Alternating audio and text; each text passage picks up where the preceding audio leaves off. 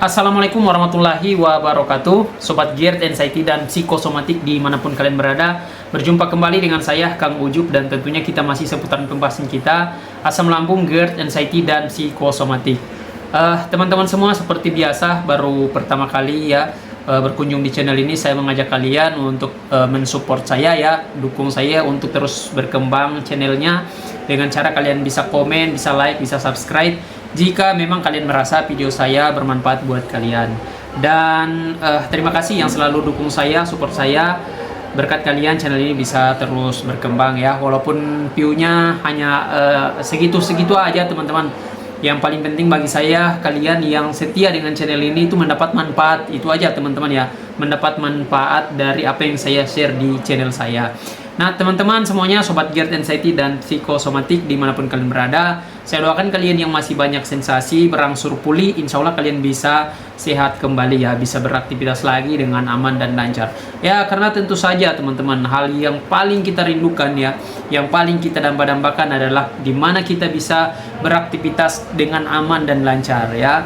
Karena teman-teman, sekian lama kita terkurung di dalam rumah dengan 1001 sensasi yang bergantian di tubuh kita, di badan kita. Terus terang ini bisa membuat kita itu semakin lama semakin stres ya. Kalau kita semakin lama semakin stres, berarti kita sulit untuk mendapatkan kebahagiaan itu teman-teman.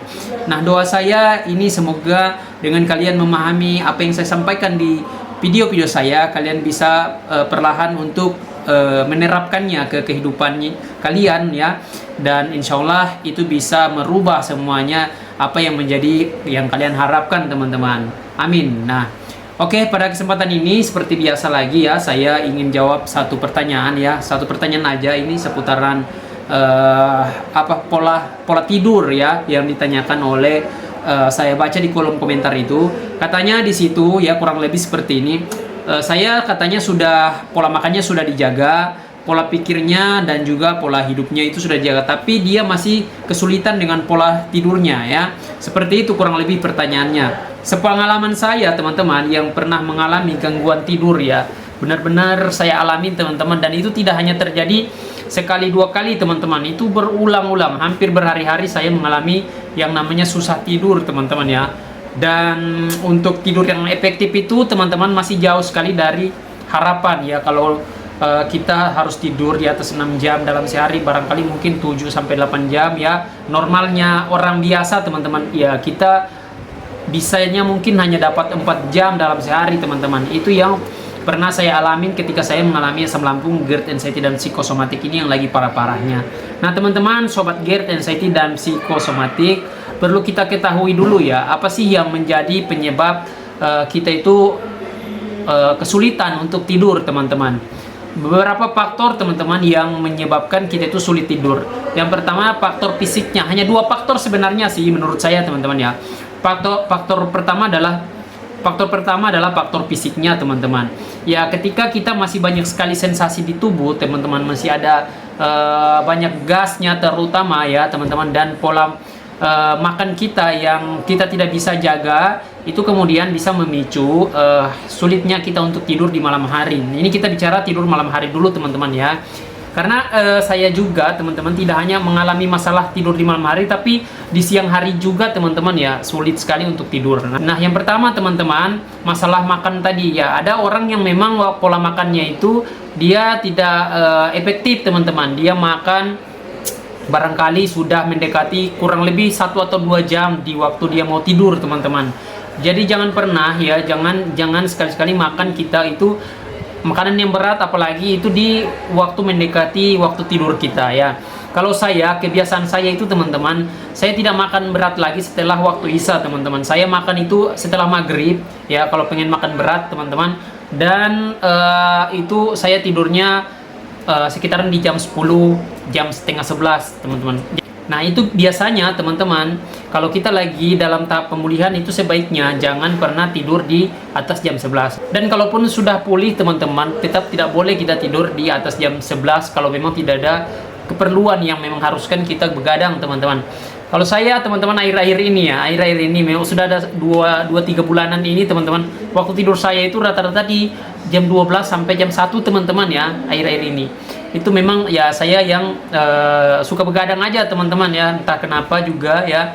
Tapi saya akan coba untuk perbaiki kembali teman-teman ya, jangan diikuti kebiasaan buruk itu.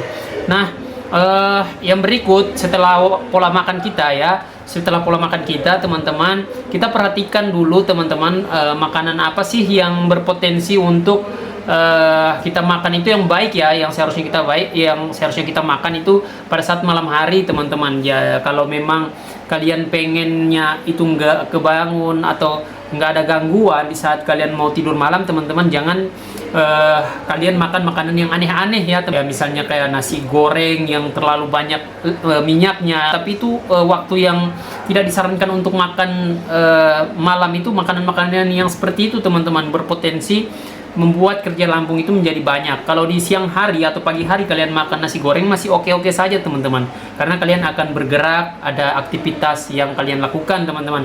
Tapi di saat mau rehat, mau istirahat, itu waktunya lambung untuk istirahat dan melakukan regenerasi terhadap performa dari lambung itu sendiri teman-teman. Jadi seperti itu yang saya sarankan untuk pola makan di waktu malam hari, biar malamnya kalian nggak kebangun, nggak keganggu saat waktu tidur.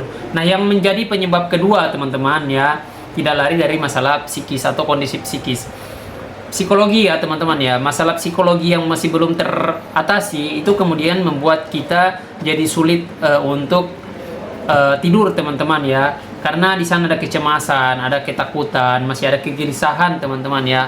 Bayangkan saja orang normal saja teman-teman, yang ketika dia mungkin lagi mikirin cicilan ya, setiap hari mikirin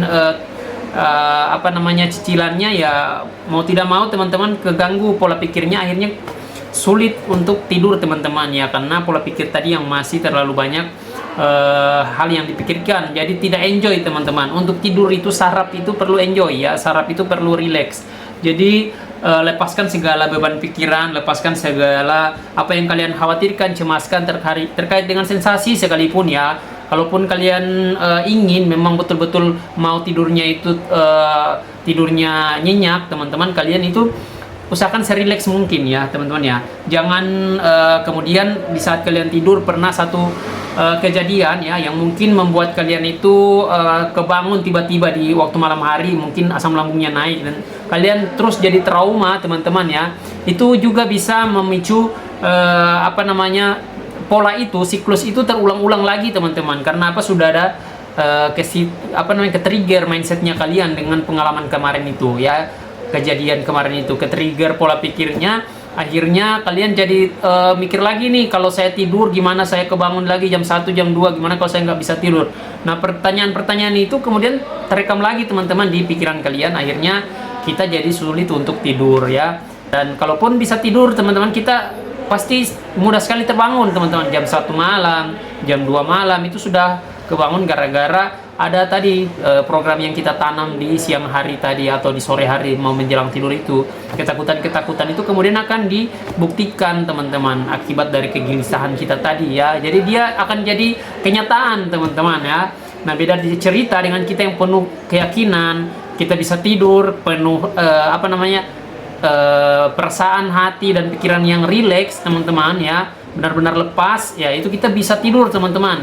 Saya gitu ya, karena saya juga melihat apa yang saya jelaskan tadi itu yang pernah saya rasakan teman-teman ya, yang saya alami. Oh, ternyata saya itu karena makannya terlalu dekat dengan waktu tidur saya. Nah, setelah saya sudah coba, oh masih ada kok, masih terganggu pola tidur saya ya, masih kurang enak aja gitu ya.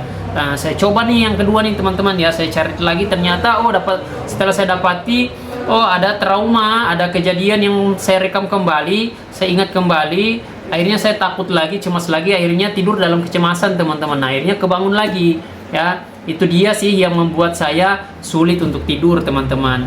Nah, kalau kita yang tidur siang teman-teman, itu sebenarnya menurut saya ya, kalau pengen benar-benar ingin tidur siang, kalian itu bisa lakukan di awal zuhur teman-teman. Misalnya jam 11, jam setengah 11 itu kalau udah ngantuk, memang ada rasa ngantuk, tidur aja teman-teman di jam segitu ya. Kalau untuk sudah lewat zuhur nggak usah tidur lagi teman-teman ya, supaya tidur malamnya juga mudah teman-teman ya. Kalau kalian tidur apa namanya, setelah zuhur itu, apalagi sampai sore ya, bisa-bisa malamnya juga itu kalian malah matanya masih on terus teman-teman ya, masih aktif terus, jadi sulit untuk tidur malamnya. Kalaupun nunggu kalian ngantuk ya bisa jam 1 jam 2 baru ngantuk teman-teman ya. Itu kalau sepengalaman saya aja nih.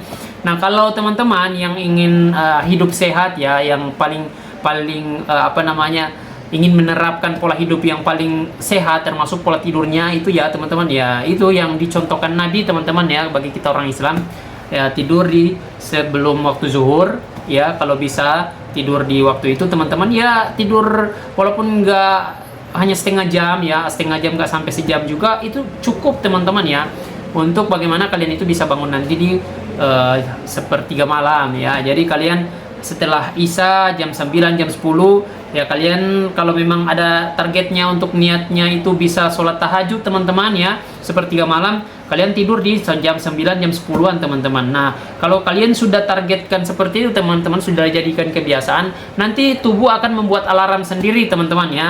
Tanpa kalian pasang alarm pun tubuh sudah bisa tahu kapan kalian harus bangun sesuai dengan apa yang kalian rencanakan tadi teman-teman ya. Jadi itu buktinya teman-teman, kalau apa yang kita rencanakan, kita planning teman-teman di pikiran kita, itu kemudian akan dibuat nyata oleh tubuh kita. Nah itu teman-teman, tanpa dibikin alarm juga atau minta dibangunin istri teman-teman, saya bisa bangun sendiri teman-teman, karena apa yang sudah saya tanam tadi, saya pikirkan tadi itu ya, akhirnya saya kebangun teman-teman di waktu-waktu itu ya. Itu yang membuktikan kalau apa yang kita tanam di pikiran kita itu bisa direalisasikan oleh tubuh kita teman-teman ya.